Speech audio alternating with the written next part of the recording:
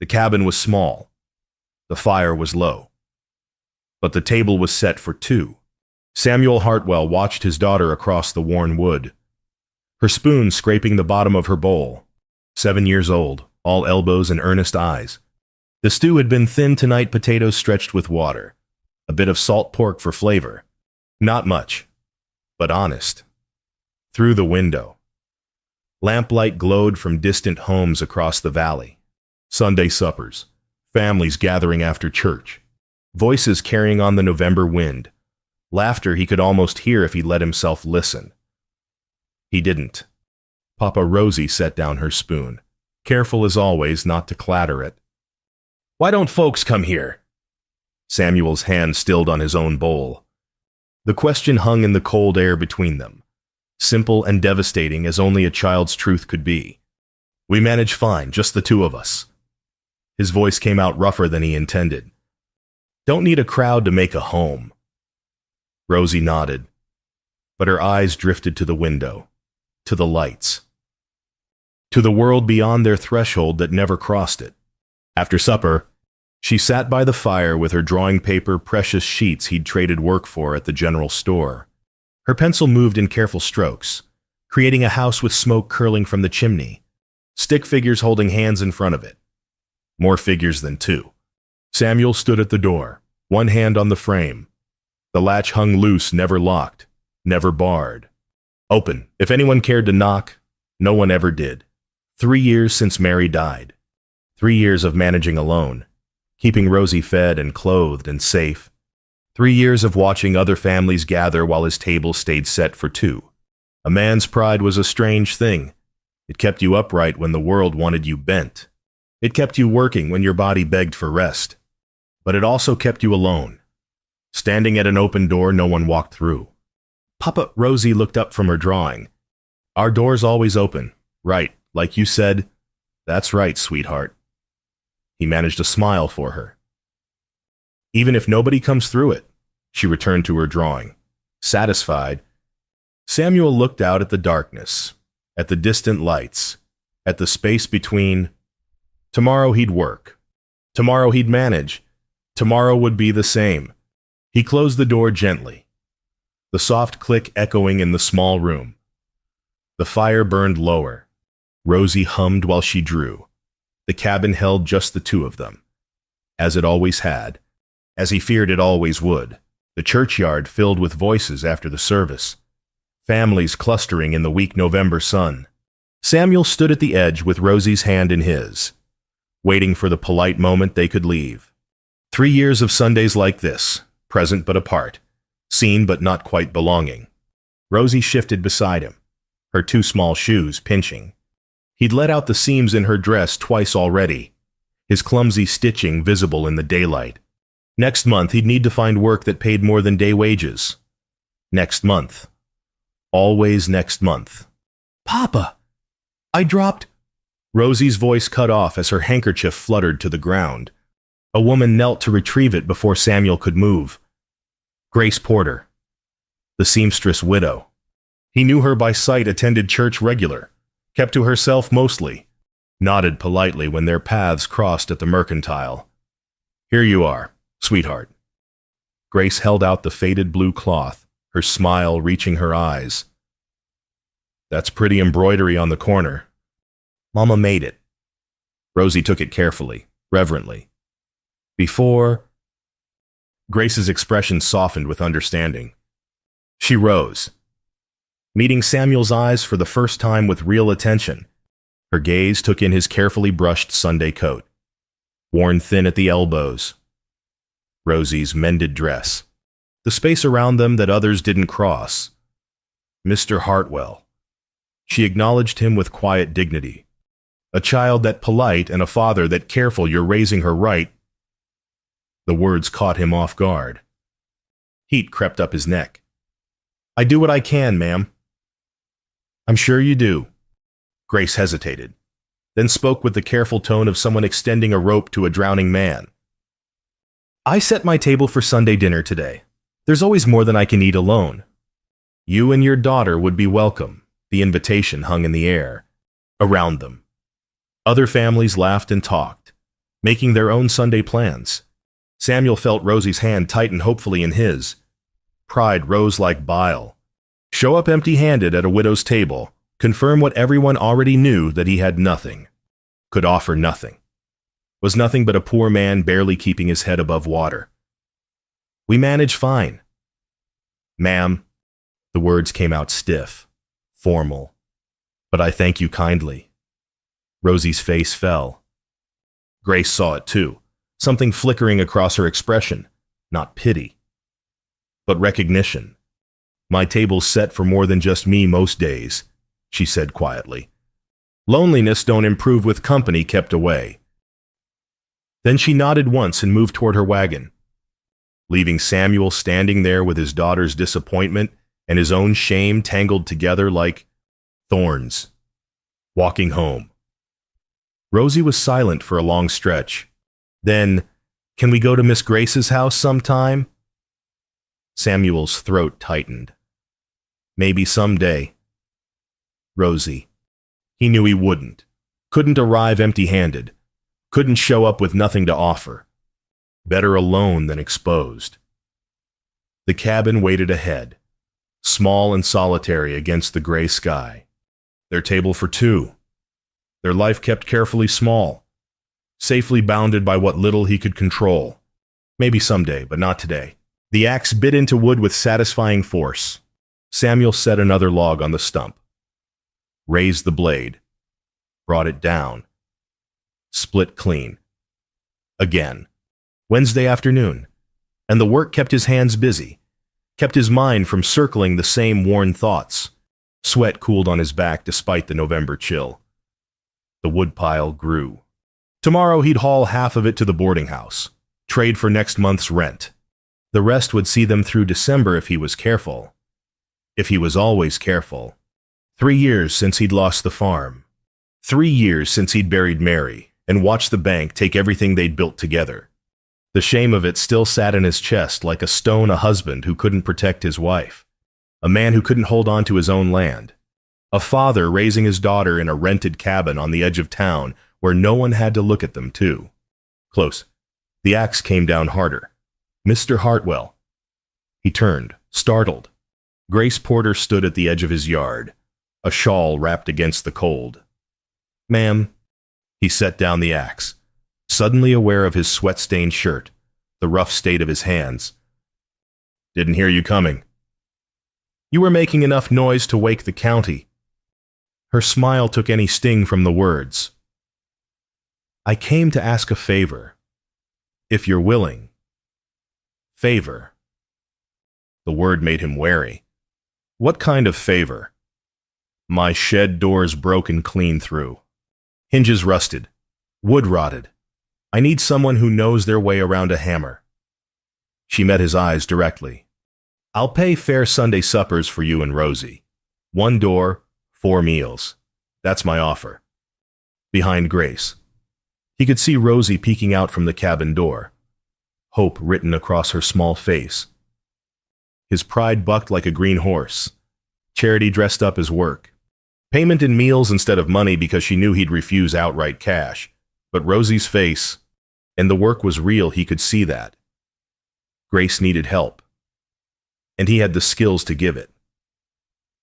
1 door. His voice came out rough. 1 meal, then we're square. Ma'am. Grace's expression didn't change, but something in her eyes suggested she heard what he really meant. 1 door it is. Mr. Hartwell, I'll expect you Saturday morning, if that suits. She turned to leave, then paused. And Mr. Hartwell. There's no shame in honest trade. You've got skills I need. I've got cooking you and your daughter could use. That's how the world's supposed to work, folks helping each other out. Before he could respond, Rosie burst from the cabin and ran toward Grace, throwing her small arms around the woman's legs. Grace's hand came down instinctively, gently, resting on Rosie's head with a tenderness that made Samuel's chest ache. Thank you, Miss Grace, Rosie said, muffled against Grace's skirt. Thank you for asking, Papa. Grace's eyes glistened as she looked at Samuel over his daughter's head. Thank you for saying yes. After she left, Rosie danced around the woodpile, chattering about Sunday supper and Miss Grace's house and what dress she'd wear. Samuel returned to splitting wood. But the rhythm felt different now. The door to connection had cracked open. He'd agreed to walk through it. Just once. Just once, he told himself. But watching his daughter's joy, feeling the unfamiliar flutter of something like hope in his chest, he wondered if once would be enough, or if he'd already started down a path that couldn't be walked backward. Grace's home was modest but warm, lamplight spilling golden through clean windows. Samuel stood at the threshold Saturday evening with Rosie beside him, clutching a small bouquet of dried wildflowers, the only thing he could think to bring. That cost nothing but effort. "Come in. Come in." Grace opened the door wide, taking the flowers with genuine pleasure. "These are beautiful. I'll put them right here on the table where everyone can see." Everyone. But it was just the three of them. The table stopped Samuel in his tracks. Set for 3, yes, but laden with enough food for 6. Roasted chicken, fresh bread still steaming, potatoes with butter, green beans, apple pie cooling on the sideboard. The smell alone made his stomach clench with sudden, fierce hunger. "Ma'am, this is—" He couldn't find words that didn't sound like accusation or shame. "This is too much." "I cook for ghosts most Sundays," Grace said it simply, pulling out a chair for Rosie. "Better to cook for the living, I think. Sit, please." Rosie needed no second invitation. She climbed into the chair, eyes wide at the spread before her. Samuel sat more slowly, feeling like an imposter at a table set for better men. Grace served them with easy hospitality, piling their plates higher than he'd have dared. When he tried to protest, she fixed him with a look that brooked no argument. "You worked hard on that shed door, earned every bite." The meal began in careful silence. Then Rosie started chattering about her drawings, about wanting to learn to sew, about everything and nothing with the boundless energy of a child who felt safe and welcome. Grace listened with complete attention, asking questions, encouraging stories, drawing Rosie out with natural warmth. Samuel watched, something in his chest loosening incrementally. This was what his daughter needed: a woman's kindness, a mother's attention, the gentle presence he couldn't provide no matter how hard he tried. "Your daughter's bright," Grace said, catching his eye. "Quick-minded. Does she attend school? When I can spare the time to walk her?" Shame crept back in. "I work most days. She stays home, practices her letters on her own. I could help with that." Grace said it casually, refilling his coffee. "If you're willing, she could come by after my sewing work some days. I'll teach her letters and numbers, maybe some stitching. No cost, just company." The offer was too much, too kind, too clearly charity no matter how she dressed it up. But Rosie's hopeful face stopped his refusal. "That's generous, ma'am." He forced the words past pride's resistance. "If you're sure it's no burden." "Burden." Grace smiled. "Mr. Hartwell, I lost my husband 5 years ago. Jacob was a good man. Worked the timber camps. Accident took him quick. We never had children. I always wanted them. But the Lord had other plans." Her eyes grew distant. "This house is quiet most days. Quiet enough to hear your own heartbeat. Your daughter's laughter. That's medicine for loneliness." The honesty of it disarmed him completely. She wasn't offering charity. She was confessing need. "I know something about quiet houses," he admitted, voice rough. Their eyes met across the table. Understanding passed between them, two people acquainted with loss, with solitude, with the particular ache of empty chairs and silent rooms. "Then maybe," Grace said softly, "we can make them a little less quiet together." Rosie, oblivious to the weight of the moment, asked if she could have another biscuit. Grace laughed and passed the basket. The conversation flowed easier after that. Samuel found himself talking about carpentry skills learned from his father, about the farm he'd lost, about small things that mattered and didn't matter. but filled the space between strangers, becoming something more. When they finally rose to leave, Rosie asked the question Samuel couldn't, "Can we come back?" Grace looked to him. He hesitated, pride and longing warring, then nodded once. "If Miss Grace will have us." "Every Sunday," Grace said, "if you're willing. And Rosie can come for lessons Tuesdays and Thursdays after 3. If that suits." Walking home through the first real snow of winter. Rosie took his hand. "I like her. Papa." Samuel looked up at stars emerging through breaking clouds. "Me too, sweetheart. Me too." The admission felt dangerous and necessary at once. Like opening a door you'd kept locked for years. Knowing the cold might rush in, but just maybe hoping that warmth might enter instead. 3 weeks passed like water finding its level, natural, inevitable, right. Samuel stood at Grace's fence line in the early December frost, mending a gap where winter wind had worried the boards loose. She'd mentioned it in passing 2 days ago. He'd shown up this morning with hammer and nails, coffee steaming in the cup she'd brought him before he'd even asked. Small rituals had formed between them, unspoken but steady. He fixed things: her fence, a loose shelf, a window frame that rattled in the wind. She taught Rosie letters and numbers, her patient voice carrying through windows left open despite the cold. They shared Sunday suppers that had become the week's anchor point, the meal he and Rosie both counted toward through the hard days between. "You're good with your hands." Grace appeared beside him with fresh coffee, taking his empty cup without asking. "Your father teach you?" "He did." Samuel set another board. "Said a man who can build and mend will never want for work." He was half right. I got the skills, just not always the work. Town's noticing. Grace leaned against the fence, watching him work.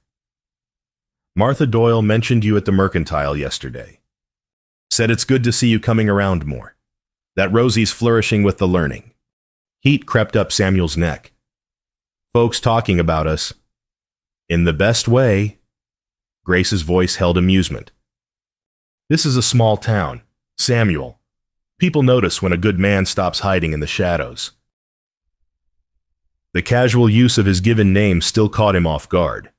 When had they crossed that line? Somewhere between the first Sunday supper and the 10th. Between Miss Grace and just Grace. Between Mr. Hartwell and Samuel. He set down his hammer. "Grace, I need to say something." She waited. Patient. "I ain't got much to give back. For all this." He gestured vaguely: the coffee, the meals, the teaching, the welcome. "Feels like I'm taking more than I'm offering, no matter how many fences I mend." Grace was quiet for a long moment. When she spoke, her voice was gentle but firm. "You think I teach Rosie out of charity? That child fills my afternoons with purpose I forgot I needed. You think I cook extra out of pity? Your company eases loneliness I'd stopped admitting I felt." She met his eyes directly. "You give more than you know, Samuel Hartwell. I lost my farm." The confession burst out, raw and unexpected. 3 years ago. Lost everything: the land, the house my father built, the future I'd promised Mary. The bank took it all, and I couldn't stop them. Sometimes I look at Rosie in that tiny cabin, wearing dresses I can't sew right, eating meals I stretch too thin. And I think," his voice cracked, "I think I'm failing her every day." Grace's hand covered his on the fence rail. Her fingers were warm despite the cold. "That child is loved. She's safe. She's learning to read and write and trust that the world holds good people." Grace's eyes were bright with unshed tears. "You ain't failed nothing that matters, Samuel. Not one damn thing." The profanity startled a laugh from him. Half sob, half release. Grace smiled through her own emotion, squeezing his hand once before letting go. "Besides," she added, lighter now, "you're fixing my fence in December frost because I mentioned it was loose. That's not nothing. It's just a fence. It's caring enough to show up." Grace picked up his empty cup. "That's everything." Inside the house, Rosie's laughter rang out, probably at something she'd drawn or read. The sound carried across the yard like bells, like hope, like home. Samuel returned to his work, but everything felt different. The weight he'd carried for 3 years hadn't disappeared, but someone else had acknowledged it, had seen it, had helped him hold it for a moment. That night, walking back to their cabin with Rosie chattering about her lessons, Samuel realized something had shifted. Grace's table had 8 chairs. For weeks. 3 of them had been filled his, Rosie's, Grace's, but 6 remained empty. The thought planted itself like a seed. What if those chairs could be filled? What if his table, small and humble as it was, could hold more than just his shame? What if belonging wasn't something you waited to be granted, but something you offered first? The idea was terrifying and impossible to shake.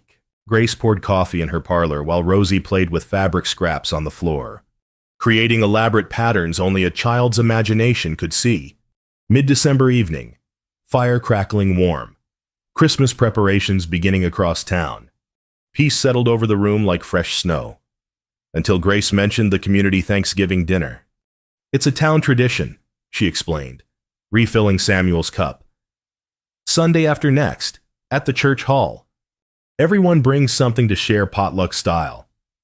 I thought you and Rosie might like to come." Samuel's hand stilled on his cup. "That sounds nice." "It is. Good food. Good company. Chance for folks to gather before winter really sets in." Grace smiled. "You could bring something whatever you can manage. Bread, preserves, a dish. Nothing fancy required." The warmth drained from the room. Samuel set down his cup carefully. Buying time. Bring something. Show up before the whole town with his contribution laid out beside everyone else's abundance. The wealthy ranchers with their turkeys and hams, the merchants with their store-bought delicacies, and him with what? A pot of thin stew. A loaf of bread made from flour he'd have to stretch the budget to. Afford Samuel. Grace's voice held concern. "You all right?" "Fine." The word came out too quick, too sharp. "Just thinking." But his mind was racing, calculating. He couldn't afford ingredients for anything proper, couldn't show up empty-handed, couldn't face the visible proof of his poverty laid out before the entire community like evidence in a trial. Better absent than exposed. Actually, he stood, suddenly needing distance. "I don't think that's for us. Rosie and I will have our own Thanksgiving, quiet-like." Grace stood too, reading something in his face that made her own expression shift to understanding and disappointment at once. Samuel. Folks aren't measuring what's in the dish. They're measuring what's in the heart bringing it. "Maybe so." His voice came out harder than he intended. "But I won't show up empty-handed, confirming to everyone exactly what I am." "And what's that? A man who ain't got much." The truth hung between them, bitter and final. Grace's eyes glistened. "What you are is a good father and an honest man. That's everything." But he couldn't hear her. Couldn't hear past the roar of shame in his ears. The certainty that accepting this invitation meant exposing himself and Rosie to judgment, to pity, to the confirmation of every fear that kept him awake at night. "We should go." He moved toward the door. "It's getting late. Rosie, get your things." "But Papa." Rosie's voice was small, confused. "Can't we go to the Thanksgiving? Miss Grace will be there. Everyone will be there." "No." The word came out too hard. He softened it. "We'll have our own Thanksgiving. Sweetheart. Just us."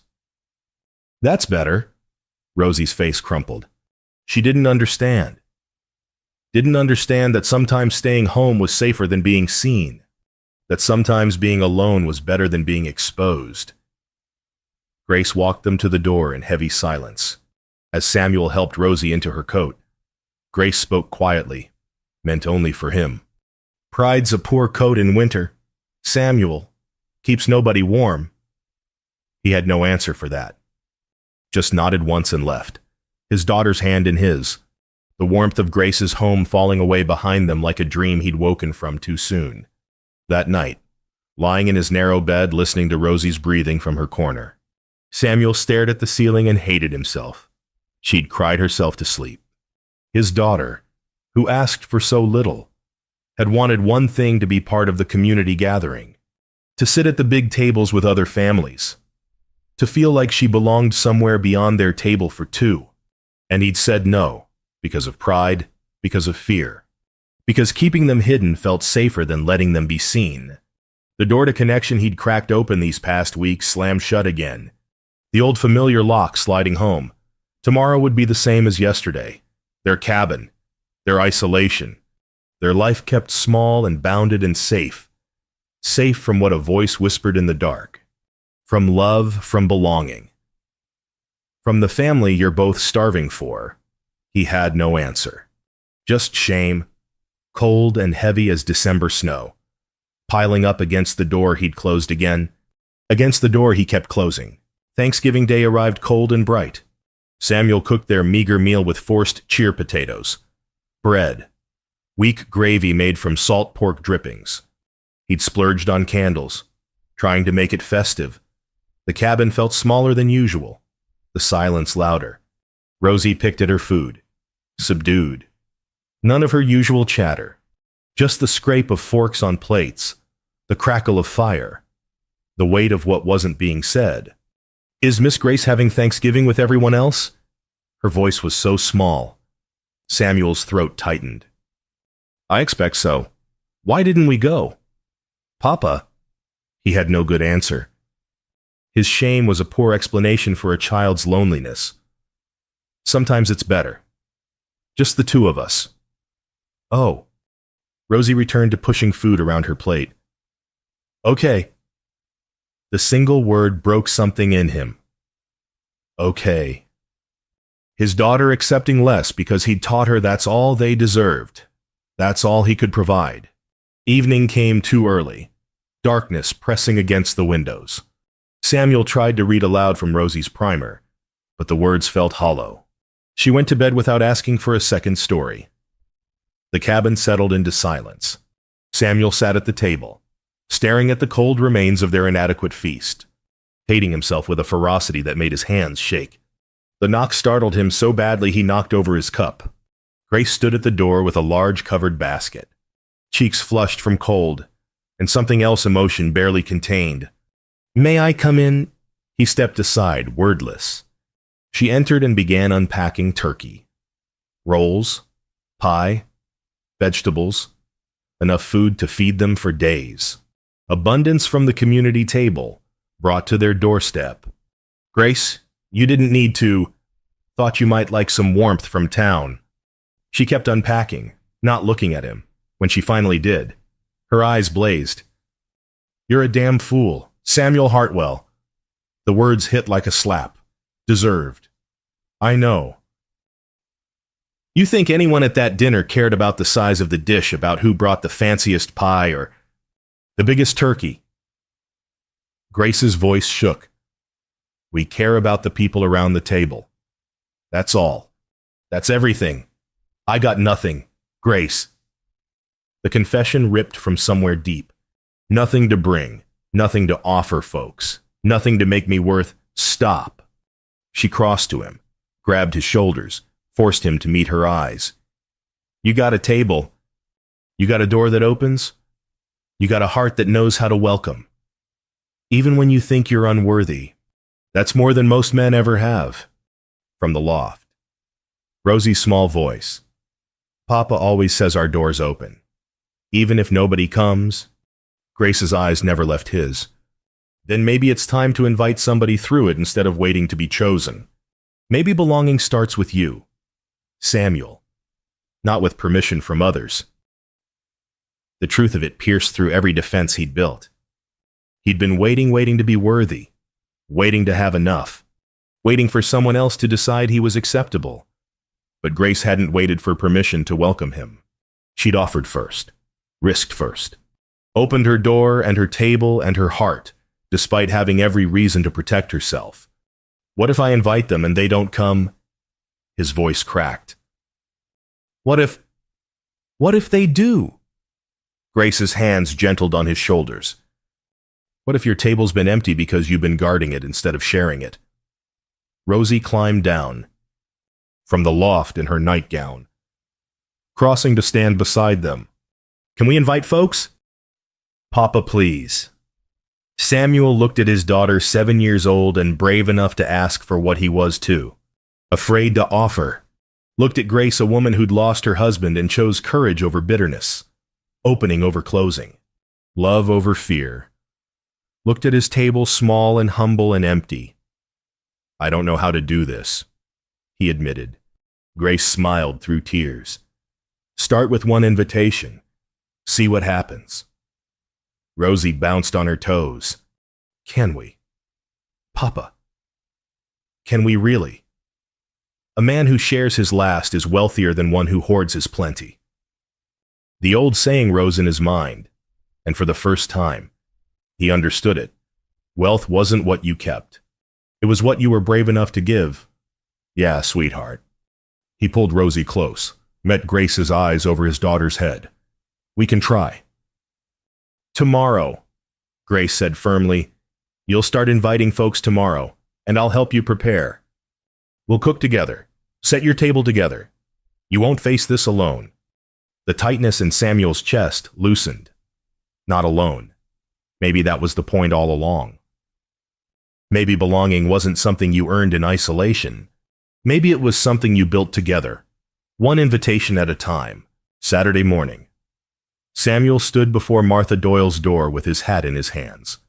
The rehearsed words had abandoned him somewhere between his cabin and here, leaving only racing heartbeats and clammy palms. He knocked before courage could fail. Martha opened the door, surprise crossing her weathered face. Samuel Hartwell. What brings you by, ma'am? His voice came out rough. He cleared his throat. Tried again. I'd like to offer Sunday dinner tomorrow, at my cabin. It ain't much, but you'd be welcome at my table. The words hung in the cold air. Martha's expression shifted through surprise to something softer, warmer. I'd be honored. Samuel, what time? After church service around 1, I'll be there. It was that simple, that terrifying, that easy. He repeated the invitation at Walter and Helen Hale's homestead, then at young widow Beth Whitlock's door. Each time, his voice steadied. Each time, the acceptance came with genuine warmth, no hint of judgment or pity. Each time, a small piece of his shame cracked away. Saturday afternoon, Grace arrived at his cabin with borrowed dishes, vegetables, flour. They cooked together stew stretched with what they had. Bread risen from Grace's starter. Pie cobbled together from preserves and creativity. It's not fancy, Samuel worried. Watching her work, it's honest. Grace's hands never stopped moving, efficient and sure. That's better than fancy any day. Rosie helped where she could, chattering with excitement. The cabin filled with good smells, with purpose, with something that felt like hope, taking solid form. That night, lying awake, Samuel prayed. First time in 3 years he'd addressed God directly, not just going through the motions at Sunday service. Please, he thought, let this be enough. Let them see past what I ain't got to what I'm trying to give. Sunday arrived bright and cold. Samuel woke early, started the fire high, set the table with mismatched borrowed plates that somehow looked right together. Grace arrived at noon to help with final preparations. You ready? She asked. No. He managed a shaky smile. But I'm doing it anyway. The first knock came at 1. Martha Doyle, bringing cornbread wrapped in cloth. Couldn't come empty-handed, she said with a wink. Walter and Helen Hale arrived next, Helen carrying preserves. From our garden last summer, Beth Whitlock came with her son Tommy, a boy about Rosie's age. Hope you don't mind I brought him. Couldn't find a sitter. This is his home too, Samuel heard himself say. Long as I'm here. There's a place for anyone who walks through that door. But his cabin filled beyond capacity. 8 people in a space meant for 2. Bodies pressed close around the inadequate table. But the closeness felt right warmth radiating from more than just the fire. Laughter rising. Conversation flowing. Samuel stood at the head of the table, overwhelmed. Silence fell as everyone waited for him to speak. His prepared words were gone again. Only truth remained. I ain't got much. His voice shook. Never have. This cabin's rented. This table's small. The meal's simple. But what I got, this fire, this door, this table, it's open. He met each person's eyes. Long as I'm breathing, you'll always have a place here. The silence stretched. Then Martha's eyes brightened with tears. That's the richest invitation I've heard in 30 years on this frontier. Walter nodded. A man who shares his last is worth 10 who hoard their plenty. You're wealthy beyond measure. Samuel Hartwell. Grace, seated at his right, met his eyes across the crowded table. Told you. Belonging starts with invitation. They ate in joyful chaos. Stories shared. Laughter rising. Tommy and Rosie disappeared into the loft to play. Elders shared wisdom and memories. Grace's hand found his under the table, squeezed once. He squeezed back, as guests prepared to leave. Martha spoke for the group. Next Sunday, my house. Following week, Helen's. Then Beth's. We'll rotate, keep this going through winter. Samuel realized what was happening. He hadn't just opened his door, he'd opened a circle. Created something that would continue beyond his humble cabin, a tradition of welcome that would carry them all through the cold months ahead. After the others left, Grace remained to help clean. They worked in comfortable silence. Years of loneliness lifting from both of them like morning fog. Thank you, Samuel said finally, for not giving up on me. Thank you for being brave enough to try. Outside, early winter stars emerged. Inside, warmth lingered not just from fire, but from what had been built here today. Family. Not by blood, but by choice, by invitation and acceptance and the courage to be seen. Samuel stood at his threshold one more time, looking back at his table. Still small, still humble, but no longer empty. 6 weeks into January. And Samuel's Sunday dinners had become the rhythm his life moved to. 8 people around his table every week, rotating hosts. Yes, but somehow his cabin remained the heart of it, the place where it had started, the place where belonging took root. Sunday evening, after another shared meal. Samuel and Grace washed dishes in comfortable silence. Rosie slept already in the loft, worn out from playing with Tommy and the other children who'd become her friends. Feels like home here. Grace's voice was soft, thoughtful. Samuel's hand stilled in the warm water. She'd said it before, but tonight it carried different weight. He looked at her, this woman who'd seen past his shame to his heart, who'd taught him that wealth came in forms banks couldn't measure. It is home. He met her eyes.